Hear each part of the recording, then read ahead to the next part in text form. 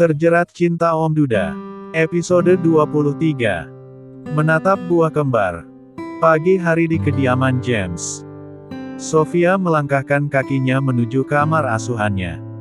Gadis desa itu tampak mulai beraktivitas seperti biasanya.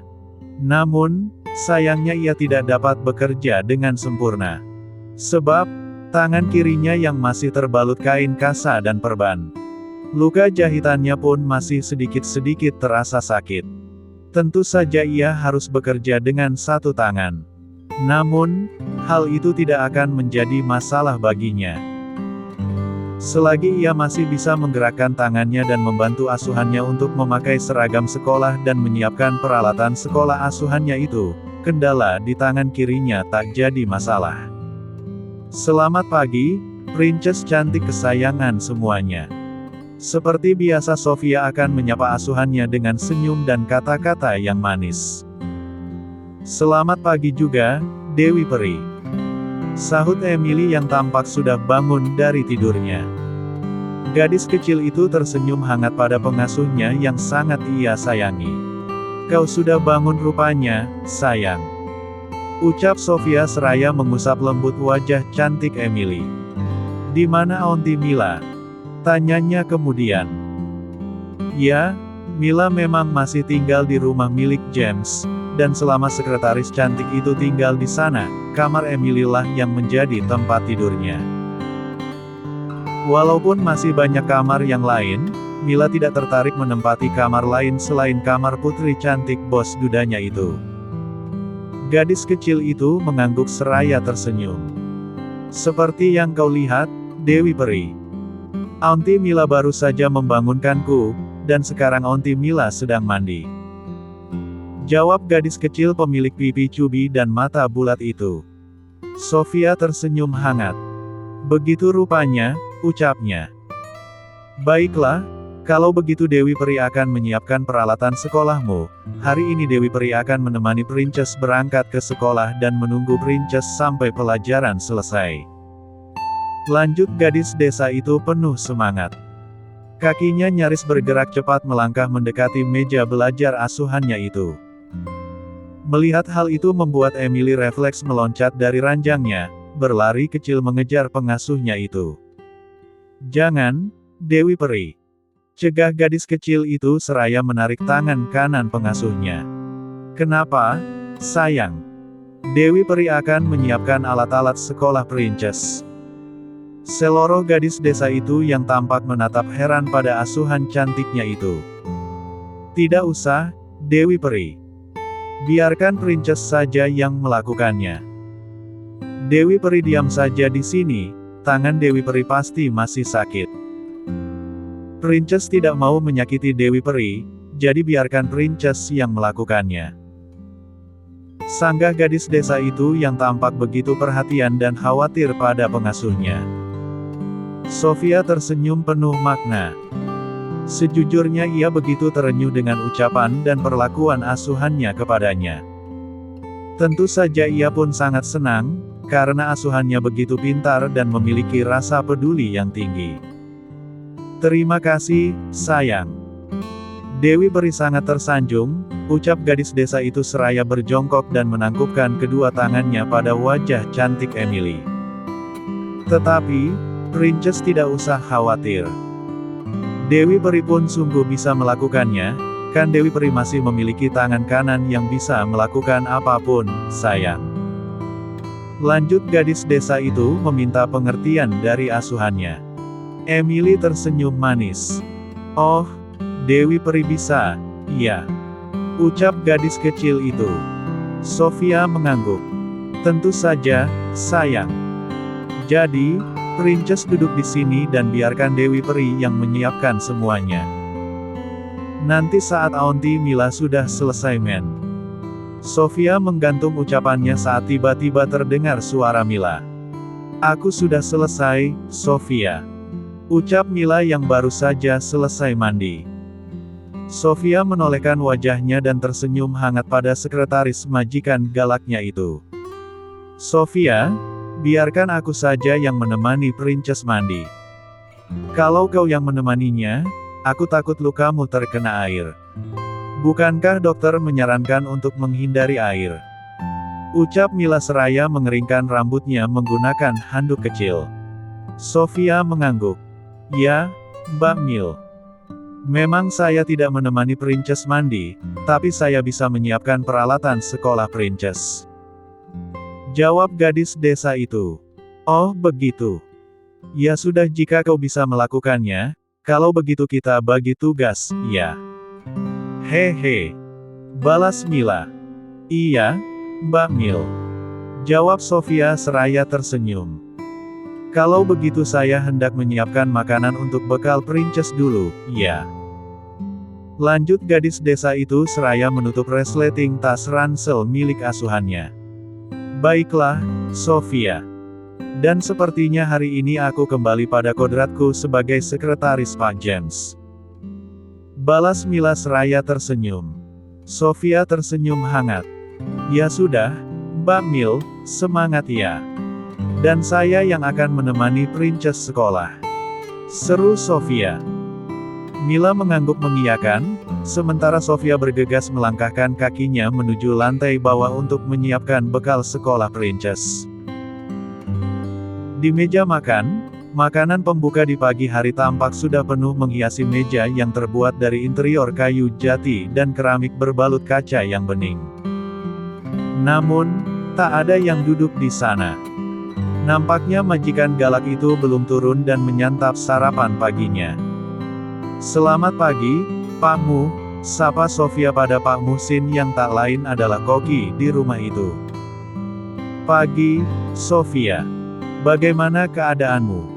Sahut Pak Muhsin disertai pertanyaannya. Syukur pada Tuhan, tangan saya sudah dioperasi, Pak. Kini sudah terasa lebih baik. Jawab Sofia seraya meraih tempat makan untuk bekal Emily. Syukurlah, aku rasa mantan nyonya besar itu harus segera dilenyapkan. Ucap Pak Muhsin yang tampak dingin saat mengatakan hal itu. Wow, seram sekali, cicit Sofia. Lebih seram kalau dia masih hidup, Sofia. Jawab Pak Muhsin. Hahaha, Pak Muhsin ini kalau bicara suka jujur. Kelakar Sofia disertai tawa renyahnya. Pak Muhsin juga tertawa, mereka berdua tampak berbincang kecil dan bercanda gurau. Dan tentunya tanpa menghentikan pergerakan tangan mereka yang bekerja ke sana kemari. James menuruni anak tangga dari lantai 2 ke lantai bawah. Terdengar gelak tawa di bagian dapur serta minibar.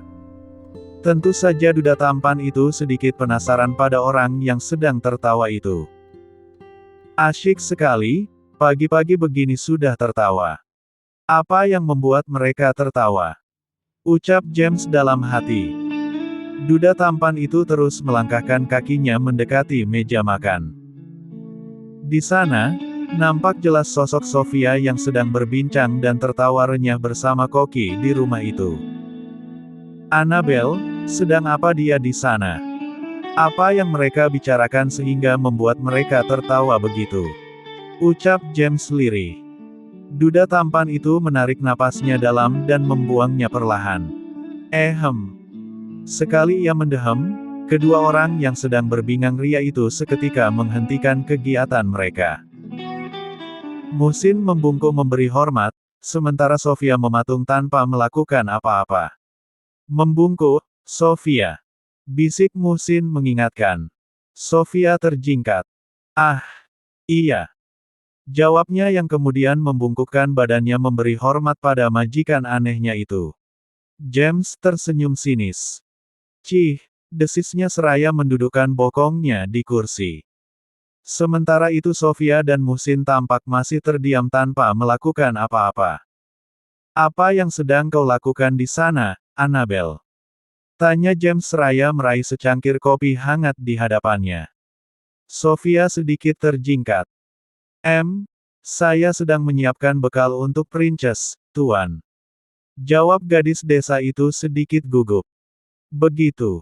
Ucap James. Tapi sepertinya makanannya ada di sini semua. Lantas, apa yang kau masukkan ke dalam wadah bekal putriku? Beras mentah atau obrolanmu dengan Muhsin? Desak James yang tampak menyindir. Sofia tercengang dan melongo mendengar sindiran majikan mesumnya itu. James menyeruput kopi hangatnya. Manik matanya kini menatap tajam pada pengasuh putri cantiknya itu. Entah mengapa ia merasa ada yang mengganjal di dalam hatinya saat melihat gadis desa itu berduaan dengan Pak Muhsin.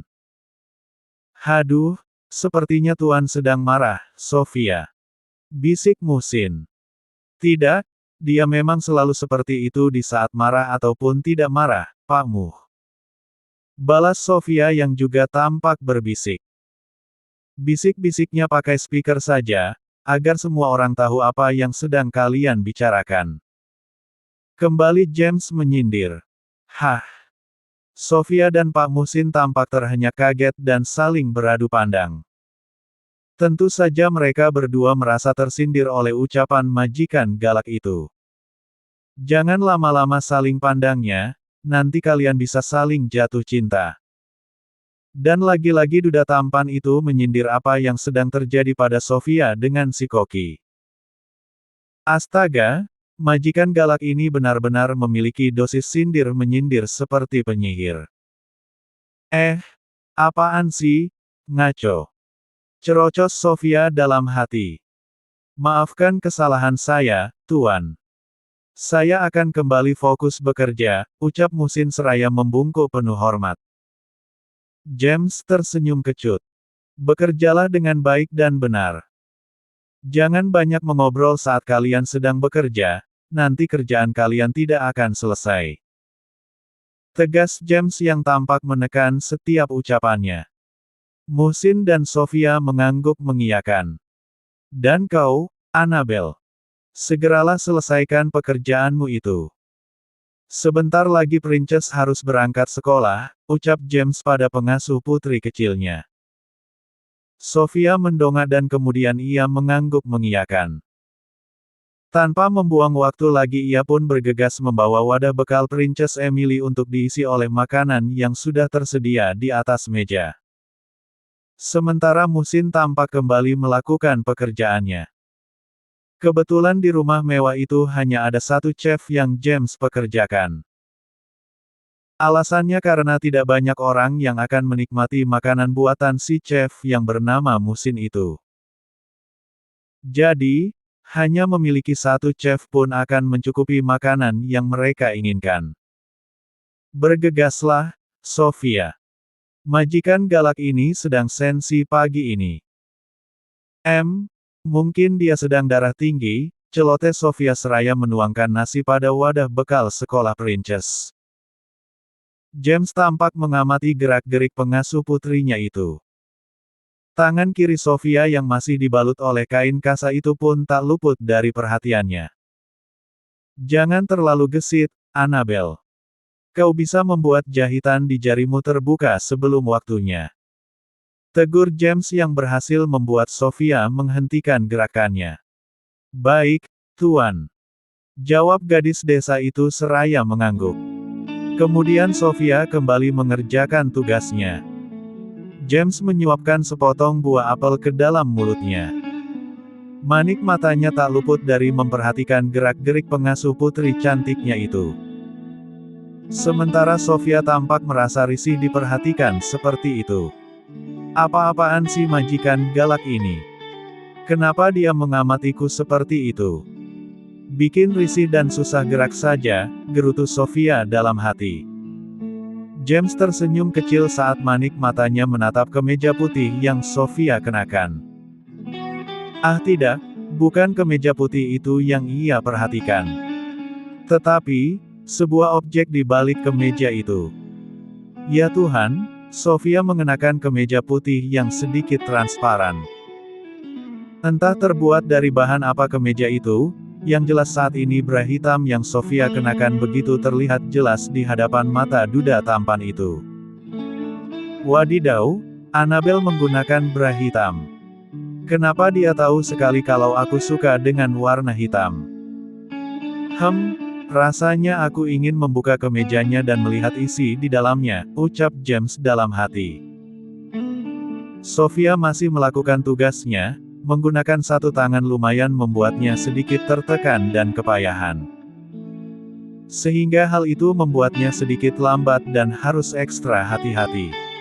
"Maaf, Tuan," ucap Sofia seraya berusaha menyambar makanan yang ada di dekat majikan galaknya. Hal itu membuatnya kesulitan. Sebab, ia mencoba meraihnya dari seberang majikan galaknya. "Apa yang kau inginkan, Annabelle?" tanya James seraya menatap buah mungil milik Sofia yang sedikit terbuka. Tentu saja itu karena Sofia sedikit menunduk karena terlalu jauh mencapai makanan yang ada di dekat majikan galaknya. "Ah, itu Tuan. Telur gulung rumput laut," jawab Sofia yang tampak masih berusaha. "Ayo terus menunduk, aku ingin melihat dua buah kembar milikmu, Belle," ucap James dalam hati. Duda tampan itu tampak masih mengintip pemandangan indah itu milik Sofia. Sulit sekali. Sofia mengeluh karena tangannya tak sampai, kini tangannya ia tarik kembali dan gadis desa itu mengusap keringat di dahinya seraya membuang napasnya. "Hafef." James tersenyum kecil melihat tingkah dan ekspresi pengasuh putrinya itu. Diam-diam ia memperhatikan wajah Sofia yang terlihat manis jika lama-lama diperhatikan. "Kau mau ini? Silakan. Setelah ini tolong bawakan air hangat ke kamarku," ucap James seraya menyodorkan sepiring makanan yang Sofia inginkan. Sofia melongo, untuk sesaat ia terdiam dan memperhatikan pergerakan majikan galaknya yang kini sudah beranjak dari duduknya. "Jangan lupa, air hangat, ya," ucap James menegaskan. Kemudian duda tampan itu berlalu begitu saja. Sofia mengerjapkan matanya dan mengangguk mengiyakan. Walaupun kesadarannya sedikit oleng karena sikap majikan galaknya, tetapi ia tetap mendengar perintah dari majikan galaknya itu. Bersambung.